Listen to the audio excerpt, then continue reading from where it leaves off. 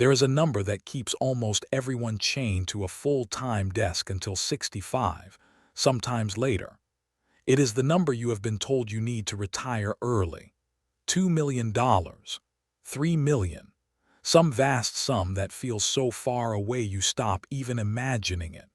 So you assume an early exit is for other people, the ones who sold a company or got lucky with stock options, and you settle in for another 20 years of the alarm clock. But that number is answering the wrong question. It is the price of never working again, ever. And that is not actually what most people want. What they want is to stop grinding so hard, so soon. And the price of that, it turns out, is dramatically smaller. So let me show you the real math of semi-retiring at 55. Start with the belief because it is the expensive part. The giant retirement number you are picturing comes from one specific assumption, that on the day you stop, your investments alone must cover 100% of your spending forever, with you never earning another dollar. That is full retirement. And yes, it is expensive. Using the standard rule, if you spend $50,000 a year, you need about 25 times that, $1.25 million, just to walk away completely at any age. Stretch that to a couple who spend more, and you arrive at the 2 or 3 million that haunts everyone. But notice the hidden word in that whole calculation. Never. It assumes you will never work again, never earn anything, never want to. And that single assumption is what inflates the number into something impossible. Now watch what happens when you relax just that one word. Semi-retirement is not quitting work forever. It is dialing work down the moment your money plus a small income can cover your life. Picture this.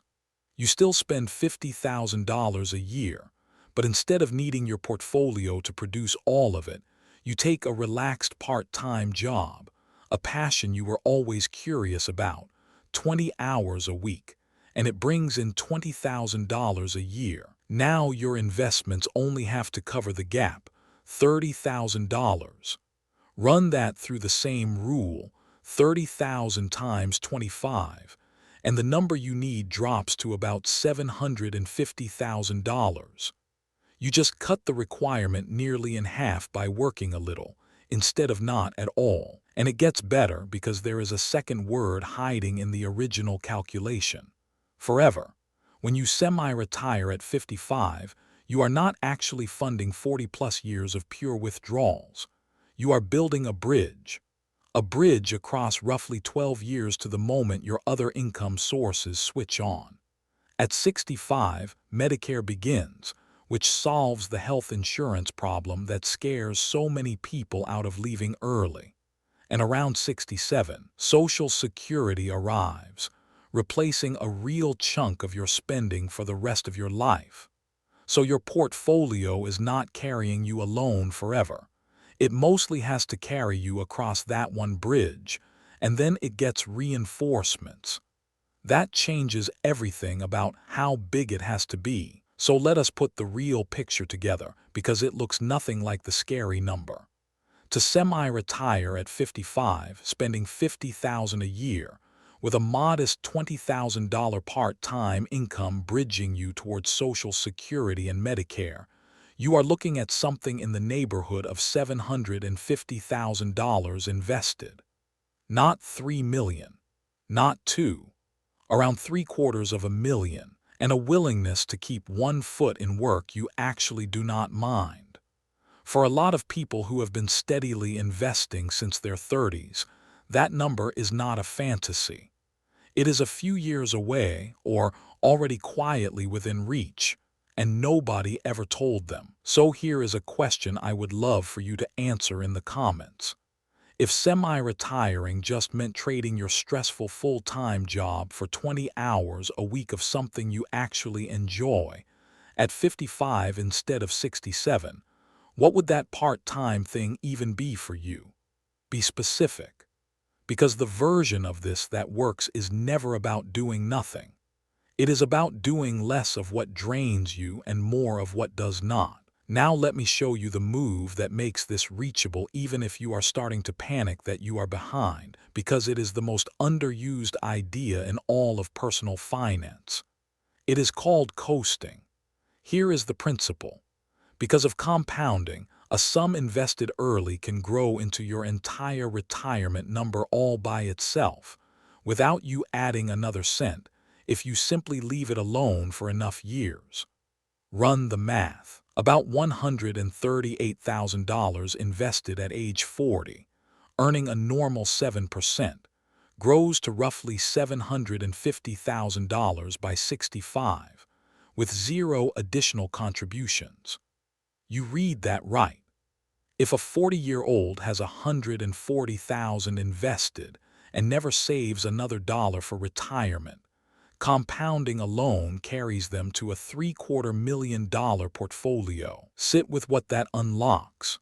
It means there may be a point, possibly a point you have already passed, where your retirement is essentially handled on autopilot, and every dollar you earn after that is yours to live on now, not to lock away for later.